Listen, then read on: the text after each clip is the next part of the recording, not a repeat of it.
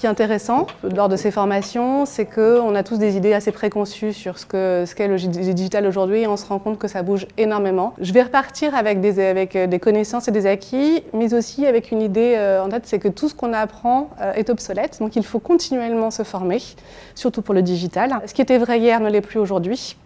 Et c'est ça qui est intéressant de voir, c'est pas figé. La période du Covid nous a permis de nous rendre compte que le digital faisait partie de notre vie aujourd'hui, qu'on pouvait l'utiliser de façon très différente. Ces formations nous permettent de voir comment ça s'applique dans la réalité du business. Alors il y a une partie très créative, bien entendu aussi en formation, mais aussi une partie très opérationnelle. Par exemple, lors de cette formation, on apprend l'évolution des réseaux sociaux, comment on utilise ce produit, est-ce qu'il est nécessaire à toute marque.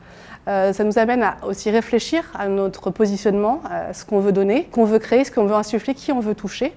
Donc c'est très large comme spectre, mais ça nous amène surtout à réfléchir et à nous après de trouver aussi quand même des réponses en fonction des profils et des marques pour lesquelles on travaille. Ce qui est intéressant avec l'IFM, c'est que ce sont des professionnels aussi qui nous forment, donc qui sont amenés à utiliser ce qu'ils nous transmettent. C'est fait de beaucoup d'exemples opérationnels, donc c'est très pratique et on peut repartir avec des solutions clés en main, d'une certaine manière, qu'on a à réadapter à nos marchés. Il y a une vraie ouverture, c'est-à-dire qu'il y a un échange avec le formateur, qui nous permet d'écouter les expériences aussi d'autres personnes, nous enrichir. Et le fait d'avoir de la pratique nous permet de voir si on a bien assimilé ce qu'on nous a transmis et si c'est réaliste ou pas.